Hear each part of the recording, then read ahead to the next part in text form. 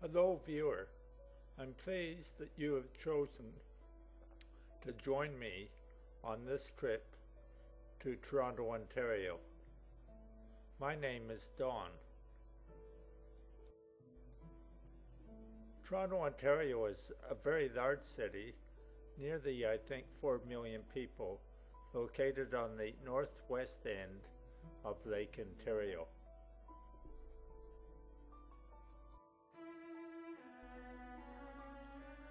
This is an early map of Toronto showing its layout about a century ago.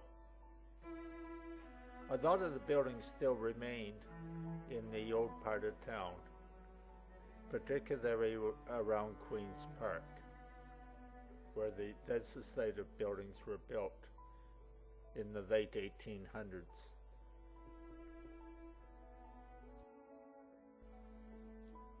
This modern map shows Central Island, where the zoo is located, the CN Tower, Yonge Street and University Avenue, with Bloor Street and Queen's Park at the northern end.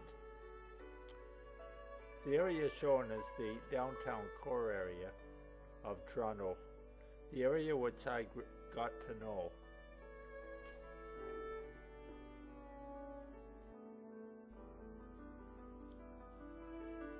Here's a satellite view of Toronto showing its urban sprawl.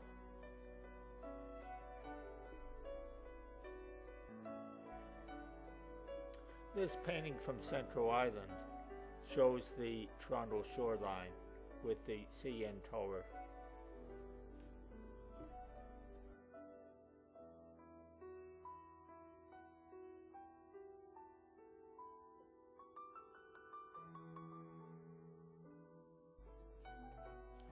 Another Toronto painting, followed by a photograph of the same scene.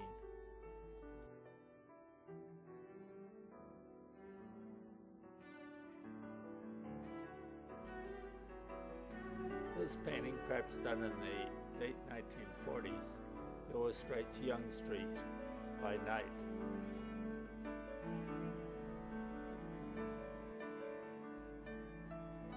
Over the years, I've made about 50 trips in and out of Malton Airport in Toronto.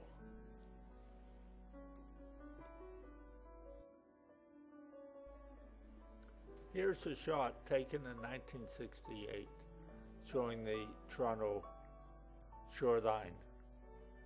This was before the days of the CN Tower.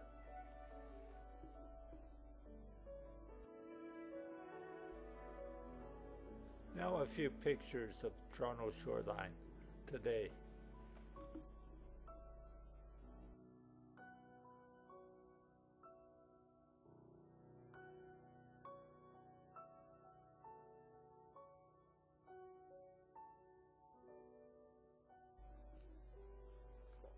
The CN Tower is one of the tallest towers in the world, and I was really amazed at the view from the top. It's got a glass floor, so you can look straight down.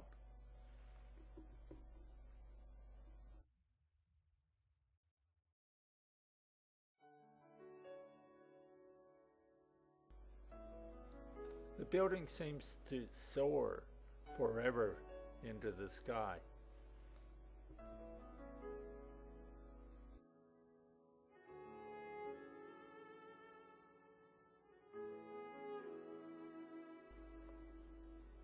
Let's look at some views from the top of the CN Tower. The height of the tower makes the other skyscrapers look like miniatures.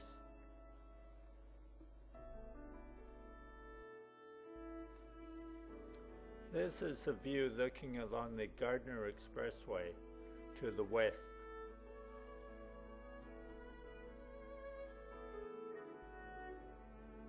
A view to the north.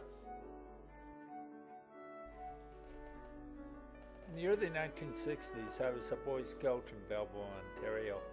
I did a week camp in Toronto where I explored Casa Loma, pictured here. It had a secret staircase. I found that very exciting. One of my favorite places in Toronto is Toronto Zoo, located on Central Island. You catch a ferry out.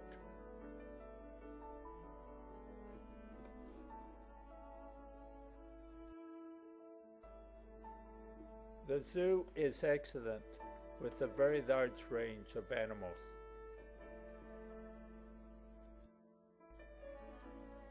Is this a friend of yours? In 1969 and 1970, I spent 2 summers working in and out of Toronto, located in Queen's Park. I spent a lot of time doing research in the library at Toronto University.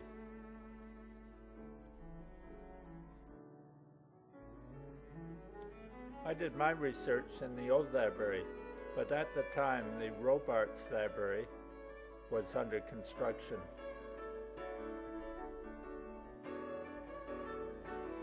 I can remember spending many Friday and Saturday nights in the 3rd and 4th stack of the library.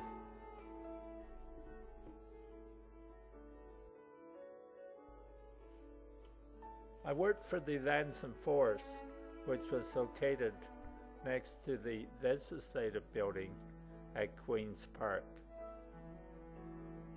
Here's a little write-up on the Legislative Building, and we'll take a look at it because it's very picturesque.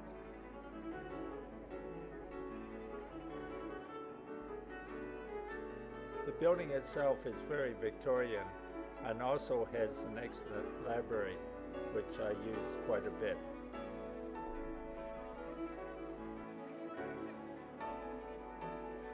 Here's a chandelier in the Legislative Building.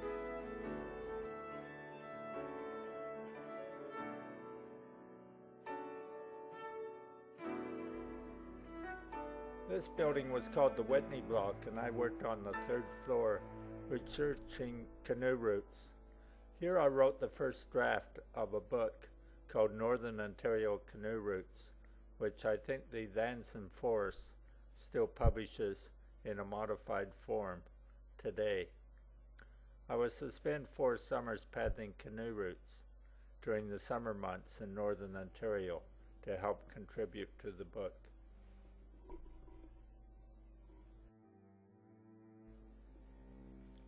There's a wealth of history surrounding Queen's Park, and because from 1966 to 1970 I completed an honors degree in Canadian history, I was pretty up on it.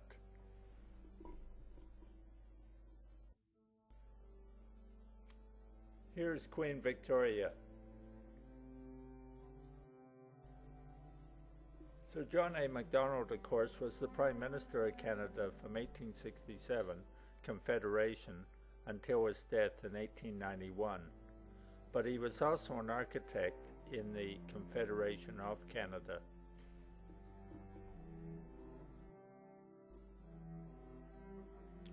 Lord Simcoe contributed to a lot of the settlement in southwestern Ontario.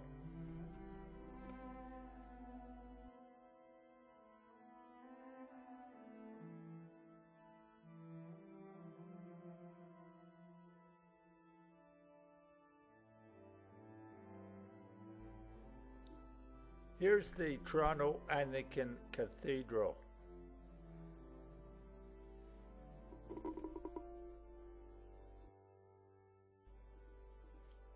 I was always impressed by the Toronto City Hall.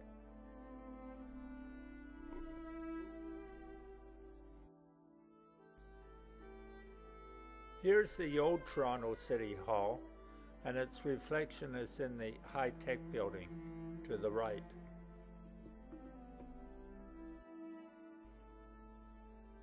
Once again, a contrast of the old and traditional and the new.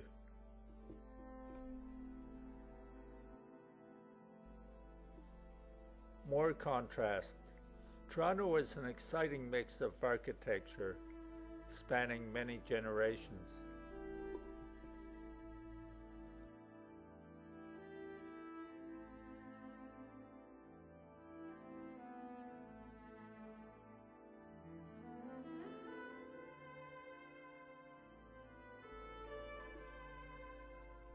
I rented an apartment on Maitland Street off Yonge, but spent a lot of time walking up and down Bloor Street around the university.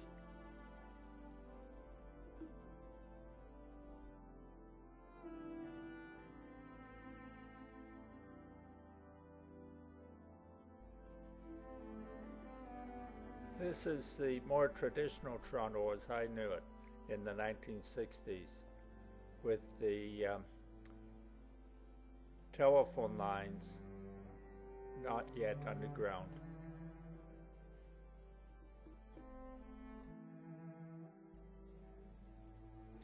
One of the nice things about Toronto is its multicultural atmosphere, and this is part of Chinatown.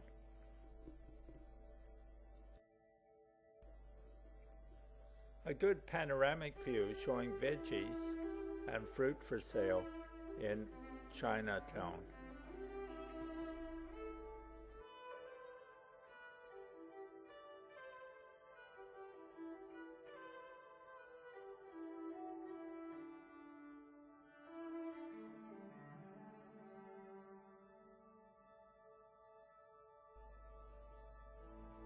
This is in Little Italy. One would almost think one's in Rome.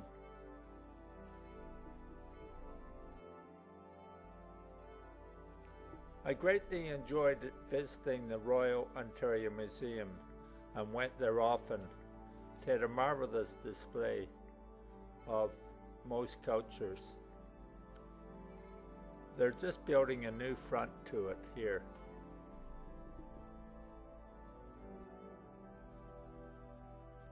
One of the old traditional windows that I knew.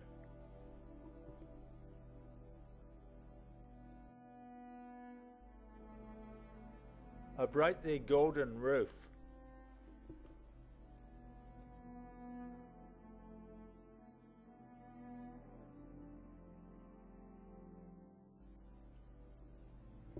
There's a huge amount in the museum, but I'll content myself with a few symbols of Canadiana, the castor or Canadian beaver.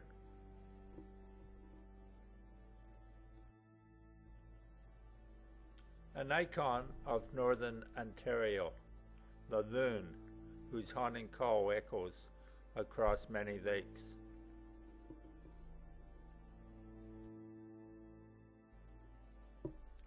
A Canadian moose. And during my 3 years in Northern Ontario, I had a lot of fun trying to hunt them, but never did shoot one.